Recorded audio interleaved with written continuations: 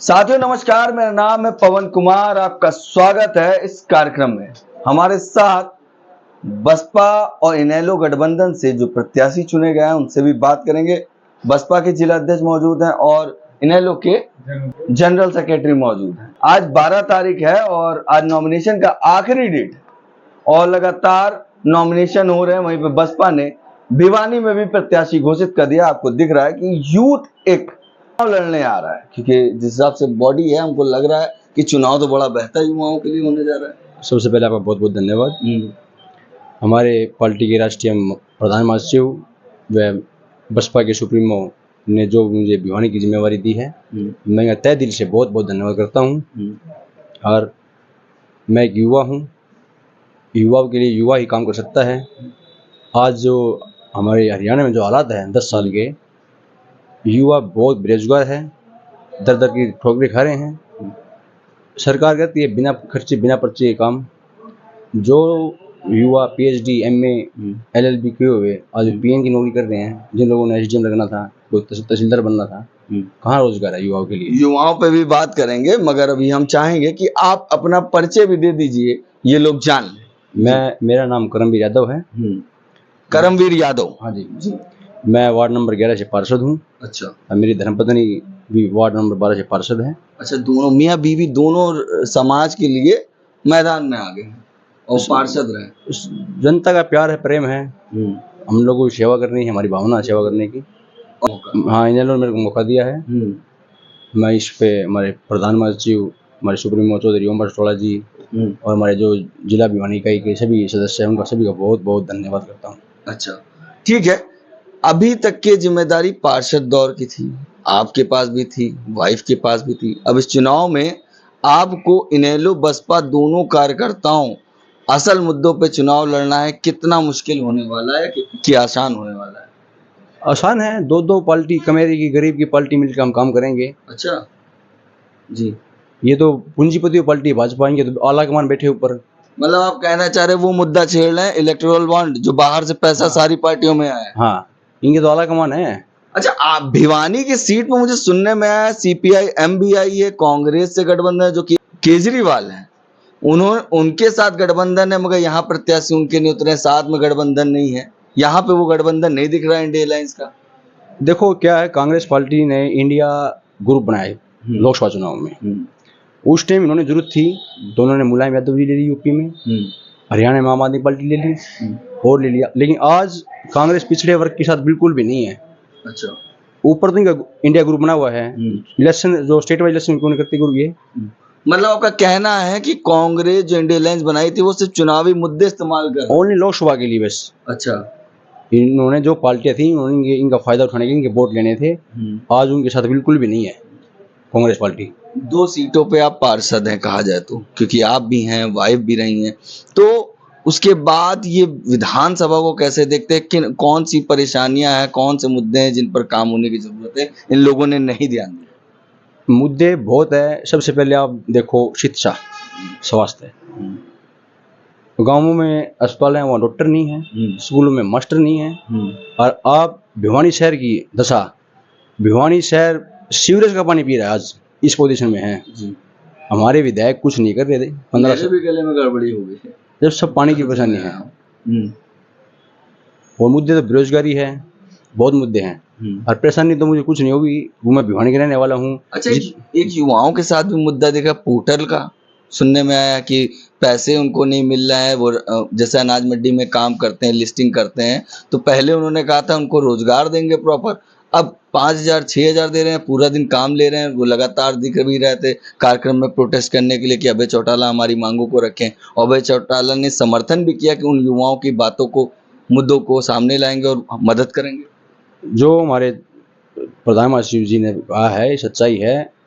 हमारी सरकार बनने पर हम हर घर से एक युवा को नौकरी देंगे और कोई युवा गलती से रह भी जाएगा उसको 21,000 रुपये बेरोजगार भत्ता देना काम करेंगे। मतलब जो युवा नौकरी नहीं पा पाता है, रह पाता है, मगर उसके घर में तब भी पैसा आएगी कि वो अपना काम कर सके। 21,000 रुपये हर महीने। 21,000 रुपये। हाँ, मतलब शुरुआत ही 21,000 की होती है। कहते हैं वो नेक के तौर पे होता है, 21 लग जाना। असल में तो हमको इशू नहीं, नौकरी में तो हमारे चौटाला साहब ने बहुत नौकरियां दी हैं। हाँ। नौकरी के कारण हमारे चौटाला साहब जेल में भेजे, षड्यंत्र था ये भी। जो लगाए थे वे तो उनकी प्रमोशन होगी। नौकरी तो हम बिल्कुल देंगे युवाओं को, ये आप बेफिक्र रहो। हमारे जो अमेजिंग है, जुबान की धनी है, जो कह दी वो कह दी। अच्छा, मायावती को कैसे देखते हैं आप, कैसी लीडर देखते हैं? जैसे आप खुद पिछड़े वर्ग से आते हैं, अभी आपने बात कही कि ये लोग पिछड़े का सिर्फ नाम लेते हैं, इस्तेमाल करते हैं, फिर मायावती को कैसे लीडर देखते हैं? बसपा सुप्रीमो जो श्री कुमारी मायावती है, ये एक अच्छी नेता है। गरीब के लिए, किसान के लिए, मजदूर के लिए काम करने वाली है। जब भी इतने बड़ा स्टेट यूपी में उन्होंने कितने साल किया है, चार बार मुख्यमंत्री। चार। हाँ। तो आप मुझे ये बताइए कि बसपा सुप्रीमो ने जैसे यूपी को डेवलप किया, अभय चौटाला जी अक्सर मुद्दों पे बात करते हैं, चाहे रोजगार के मामले में हो, लगता है हरियाणा में कितना डेवलपमेंट आएगा जब बसपा इनेलो की सरकार आएगी? 100% हरियाणा को हम दोबारा फिर विकसित करेंगे। जो हरियाणा हमारा होता था चौटाला सरकार गवर्नमेंट में, वैसा ही हरियाणा नंबर 1 बनाए काम करेंगे हम। और किसानों को लेकर क्या देखते हैं? किसानों के लिए आज सरकार, किसान बेचारा मंडी में फसल दे देता है, पैसे नहीं मिलते टाइम पे। हमारी सरकार आने पर हर किसान का एक दाना खरीदने का काम, हर टाइम पे पैसे देने का काम करेंगे। ये पार्टी तो किसान हित की ही है, जमींदारों की पार्टी है, गरीब की, जमींदारों की, मजदूरी पार्टी है। और हमारे साथ अब बसपा हमारे साथ है, बैंक मायावती जी। तो अब तो हम डबल पावर में हैं। मतलब क्या डबल ताकत है? डबल ताकत, मतलब नुकसान नहीं, फायदा है, बहुत ज्यादा फायदा है। और आने वाले विधानसभा जो रिजल्ट आएंगे, आप उसमें देख लेना, हरियाणा में बसपा इनेलो सरकार बनने जा रही है। जैसे आप और आपकी वाइफ डबल पार्षद बनी, क्या बोलते हैं पार्षद को यहाँ पे सर? एमसी बनी, तो उसके बाद अब डबल ताकत आपको दी जा रही है, क्या लगता है कैसा नतीजा आप देंगे? मैंने मेरी भिवानी शहर पर मेरे जो विधानसभा जितने गांव पड़ते हैं 31 गाँव, मुझे सब पर विश्वास है। क्योंकि मैं कई सालों से भिवानी के रहने वाले हम, तो हर गांव में हमारा आना जाना है। बिल्कुल मेरे को प्यार प्रेम मिलेगा और मुझे अच्छा आशीर्वाद देकर भिवानी विधानसभा में जितने काम करेंगे। मतलब जनता खुश है आपके? बिल्कुल खुश है नाम से। हाँ। सर, अभी आपसे सुबह बात हो रही थी, लगातार आप और जिला अध्यक्ष दोनों लोग लगातार जा रहे हैं, नामांकन का आज आखिरी डेट है, कैसे देखते हैं युवा प्रत्याशी? ये बड़ी देश की जनता के लिए, खासकर विशेषकर हरियाणा के लिए बड़ी खुशी की बात है कि इंडियन नेशनल और बसपा की तरफ से जो युवा साथियों को मौके दिए जा रहे हैं। जो मौजूदा हालात और परिस्थितियां हैं, किस तरह से सबसे ज़्यादा हरियाणा में अगर बेरोजगारी दर है, सभी हमारे न्यूज़पेपर में भी रोज़ आती हैं ये बातें, और जो आती हैं सबसे ज़्यादा जो है वो हरियाणा हो गया है आज के दिन, जो बेरोजगार साथी, ताकि ये लोग आगे आएँ और आवाज़ अपने आप को सरकार में अपना एक हिस्सा बने और जो हमारे युवा साथियों को उनका अपना हक दिलाने का काम करें। पहले भी अगर पुराना इतिहास उठाकर देखो, रिकॉर्ड देखते हैं हम, इंडियन नेशनल लोकदल का जब गवर्नमेंट थी, जेबीटी के जब 2000-2005 से जब सारी थी, जिस बच्चे ने भी वो कोर्स कर रखा था सभी लगा दिए थे। अच्छा। यानी कोई बच्चा नहीं था। इतनी आप नौकरियां निकाल दो कि जिसने जो लायक हो वो लग जाएगा। अच्छा। जब आप अगर नौकरियां ही नहीं निकालोगे तो आप कैसे करोगे? जैसे खर्ची पर्ची की बात दूसरी करते हैं, बेचारे जो इतने ग्रेजुएट बच्चे हैं जो आईएएस लायक हैं, उनको बेचारों को चपड़ासी की नौकरी लगा रहे हैं। आज रोजगार कौशल निगम है, उसमें बेचारे कितने पढ़े पढ़े बच्चे लगे करते हैं और उनको क्या देते हैं? 8-10 हज़ार रुपए देते हैं। चुनाव साइलेंट होने के बाद ये साफ साफ दिखाया जा रहा है, यानी 3 तरफ की लड़ाई हो गई। बसपा जो गठबंधन आपका बना, चुनाव 3 तरफा हो गई देखा जाए। मतलब जो लोग केंद्र में राज कर रहे थे वो लगातार अपना चुनाव बता रहे थे, अब वो वोटर्स बदल गए हैं, इसको कैसे? बिल्कुल, इसमें कोई सच्चाई है। आज जितनी जो सारी जनता है, क्योंकि कांग्रेस और बीजेपी दोनों ने सारा पिछले काफ़ी सालों से जो कैप्चर कर रखा था, जो बहका रखा था, चाहे वो जात पात पे या दूसरी चीज़ों पे, आज लोगों के सामने ये चीज़ें पिक्चर क्लियर हो गई हैं। इसीलिए लोग बाग इस चक्कर में मायूस हैं कि पहले कांग्रेस पार्टी को क्यों हटाया था। महंगाई, भ्रष्टाचार, बेरोजगारी, ये सभी समस्याएं थी। चाहे वो कानून व्यवस्था की बात थी, पहले भी डॉक्टर हॉस्पिटलों में कांग्रेस राज में भी नहीं हुआ करते थे, तो किसानों की डॉक्टर नहीं हुआ, इस तरह स्कूलों में टीचर नहीं थे। और आज इसी दौर से बीजेपी सरकार ने भी मौजूदा दौर से गुजर रहे हैं कि हॉस्पिटलों में डॉक्टर नहीं है, स्कूलों में बच्चों को पढ़ाने के लिए टीचर नहीं है। और ये सब बातें अगर थी तो इंडियन नेशनल लोकदल और बसपा के जो था इन चीज़ों को समझा था, क्योंकि दोनों ही गठबंधन एक ऐसा है जो आम आदमी, गरीब आदमी से जुड़े हुए हैं और उनकी भावनाओं को समझते हैं और दिखते हैं। उन समय आने पर पहले भी हल करी थी और आज हर आदमी महसूस करता है कि ये जो गठबंधन है लोगों को न्याय दिला सकता है। मौजूदा हालात और जो परिस्थितियां हैं उनसे अगर कोई निजात दिला सकता है तो वो ये गठबंधन है। अच्छा। आज किस तरह से अपना भिवानी का उठा कर देख लो, आज जो कांग्रेस पार्टी तो मैदान छोड़ करके भागी यहाँ से, क्योंकि उसको पता था कि तुम्हारी इतनी खिलाफत है। अच्छा, सबसे बड़ा लगातार ये एक कारण बात, मेरे इन्हीं बातों से मुझे एक बात ध्यान आई कि हरियाणा में अगर कहा जाए तो किसान प्रधान देश कह सकते हैं, क्योंकि यहाँ पे किसानों का बोलबाला है, किसानों के मामले हुए, मगर सरकार चुप्पी साधे थी। लगातार किसानों पे हमला हुआ, किसानों ने जान दे अगर दी। किसी ने किसानों की बातों को समझा है, जैसे 3 कृषि काले कानून थे, अगर किसी मायने में, सही मायने में लड़ाई लड़के, हरियाणा ही प्रदेश नहीं सारे हिंदुस्तान में अगर कोई खड़ा रहा तो आदरणीय अभय सिंह जी खड़े रहे, उनका साथ दिया, उनके साथ इस्तीफा देने का काम किया।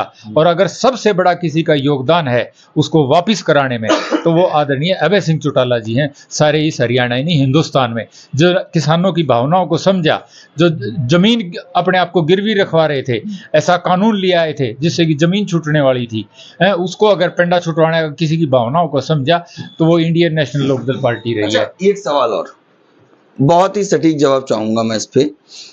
कांग्रेस ने भिवानी में प्रत्याशी नहीं उतारा, सुनने में आया।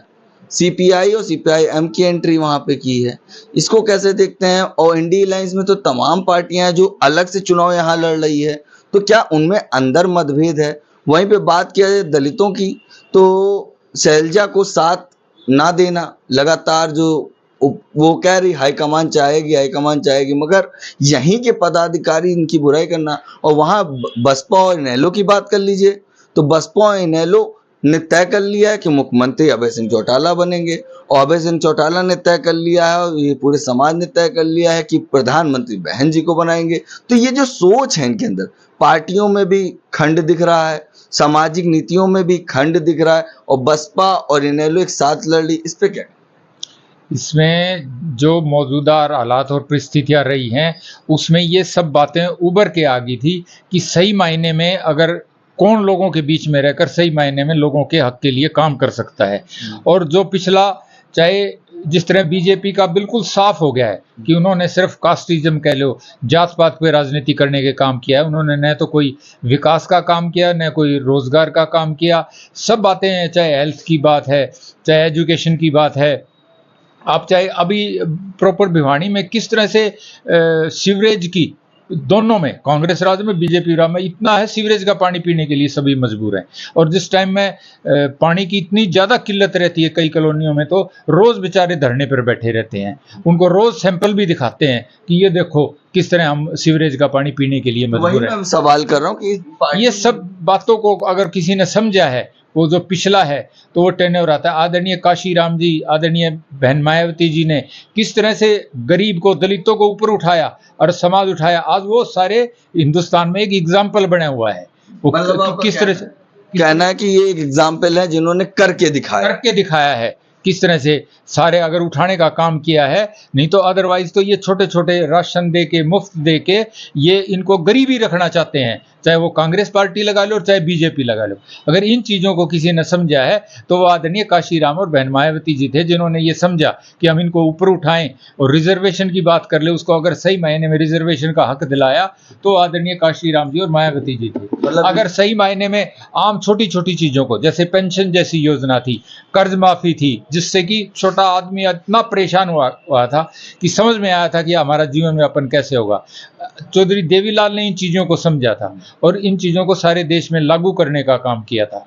उस समय में राहुल गांधी हुआ करते थे, राजीव गांधी हुआ करते थे, वो कहा करते थे कि जो देवीलाल झूठ बोलते हैं और ये तो कानून लागू ही नहीं हो सकते। तो पेंशन यहाँ से कोई प्रत्याशी नहीं उतरा है। मैं यही सवाल कर रहा था आपसे, मेरा यही सवाल था, छोटे सा सवाल था कि उन्होंने ना कि सपा को साथ में यहाँ लिया है, ना ही आम आदमी पार्टी को लिया है, सीपीआई सीपीआईएम को यहाँ पर टिकट दे दिया है, उनका तो पार्टी चिन्ह भी नहीं होगा। तो ये क्या नीति है? क्या है वो भाजपा की मदद कर रहे हैं? ये बिल्कुल, इसमें कोई शक नहीं है, क्योंकि पहले जब सभी पेपर्स में आ रहा था कि आम आदमी पार्टी से इनका समझौता होने के जा रहा है।